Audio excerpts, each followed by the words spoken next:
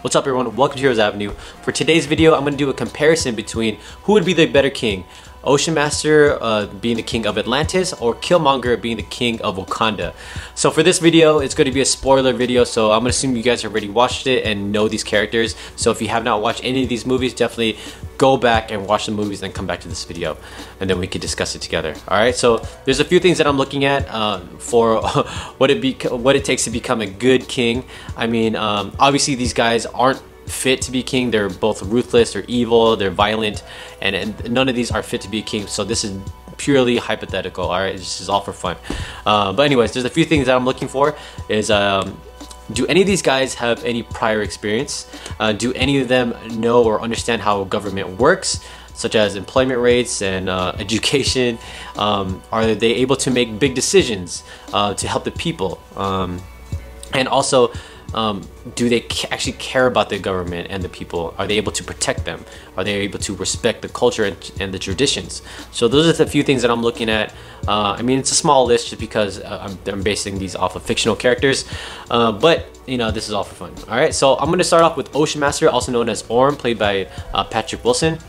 So for Ocean Master, you know, this guy, he grew up in Atlantis from birth. I mean, this guy grew up as the son of the Queen of Atlantis without the older brother Arthur, you know, and so he already assumed he would be the rightful king once it was his turn. So this guy has already trained how to fight. I'm assuming this guy knows politics, he understands how the government works, he knows how to serve his own people, and he knows how to make relationships with the other kingdoms. And so I think this would be very helpful when running a government, because you need some guy that has experience or has been preparing for this his whole life, right? Like, so for example, if you wanted to be a doctor, you know, being a doctor takes 10 plus years, right, of education, and you probably have to know early on in your life you want to be a doctor. It just basically helps you prepare for that career choice, right? So for this instance, I think Ocean Master has done that. You know, he's known from the very beginning he wanted to be king, and so he's so devoted to Atlantis, and that's something that we want. And also, this guy is a very strategic thinker. I mean, this guy is very manipulative. This guy is also a liar. I mean, those are both very bad things, but you need someone as a king that would think with their mind, right? Someone that's like a chess player. I mean, the whole submarine attack was set to bring in King Nereus on his side, and also the whole manipulation with Arthur, tricking him to go to battle with him for the throne. I think those are very strategic moves that Ocean Master has come up with to earn his own spot on the kingdom. I mean, unfortunately, he didn't become king at the very end, but I guess you need that type of like intelligence when you want to become king, right?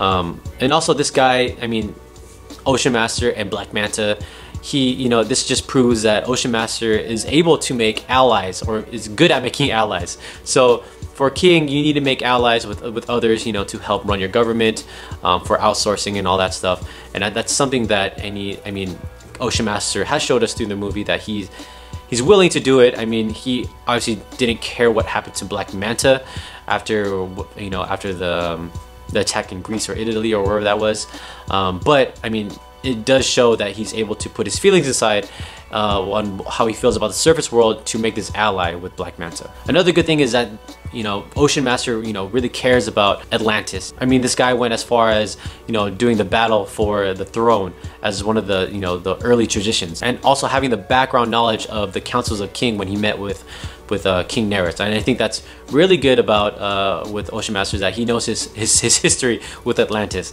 But I mean, besides that, this guy will kill you if you get in his way. I mean, this guy went to war with his own kind. He even killed the Fisherman King because the king wasn't going to be on board with him becoming Ocean Master, and he wanted to go to war with the surface world. I mean, those are all obviously bad things. I mean, this guy is a very selfish person. Yeah, I mean, the surprising thing is that he didn't end up killing Volko. Maybe because he has like a personal attachment to him, or maybe he kind of like felt for him as a friend. All right, so for Killmonger, aka Michael B. Jordan, I mean, this guy wears his heart on his sleeve. I mean, this guy grew up with anger. I mean, this guy is a war veteran, right? He went in the military. He killed all those people at war, which is why he had those that tattoos. So I'm assuming this guy understands how politics works in government, but doesn't know how to improve a government, because this guy is so forceful. This guy is just knows how to get things by force. He probably doesn't know how to make actual decisions that would help a huge like a government of people. I don't think he has that sophistication in him. I mean, I know this guy went to college, but I think when it comes to a place like Wakanda that he despises, I think he probably won't even be able to act straight.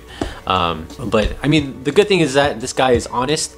So if he doesn't like you, he will tell you to your face, and most likely will kill you. Also, this guy wanted to bridge the gap between Wakanda and the outside world by bringing vibranium to the outside world.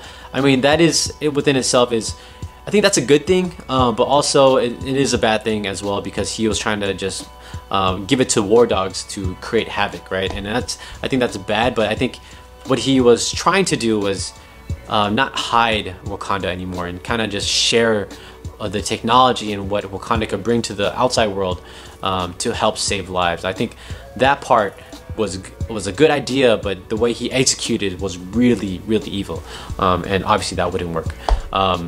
And also, growing up in the US, I'm assuming this guy has a lot of outside sources and probably has some allies that he's able to trust. I mean, this guy moved up pretty fast in the military, so I'm sure he has a lot of relationships. Also, the sucky part is that, you know, Killmonger, he is very new to Wakanda, so it probably would take him a long time to figure out how to run it. So he probably would have someone to advise him with all these decisions and kind of just help him learn how Wakanda is run. And also, this guy is really disrespectful to its people and the traditions. I mean, this guy went as far as, you know, killing Zuri as a revenge towards his father, and also burning all the herbs for Black Panther. And I think that's very disrespectful. And he clearly has you know, a negative judgment towards these people, especially with what happened with his father. And so this will lead to very bad decisions as a king. And I think it definitely wouldn't last if it was from 5 years from now. I think the whole place would be in ashes, honestly. So yeah, those are all my points for both Ocean Master and Killmonger. I think when you compare both of those, I definitely feel like Ocean Master would be the better fit, just because this guy was raised from birth to become king, or he thought he was gonna become king. So he already has that mindset on what a king should be like and how he should go about making decisions. So let me know in the comments below who you guys think would be the better king, King Orm or Killmonger. Let me know in the comments below. Like this video, subscribe to our channel, and I'll see you guys next time. Bye.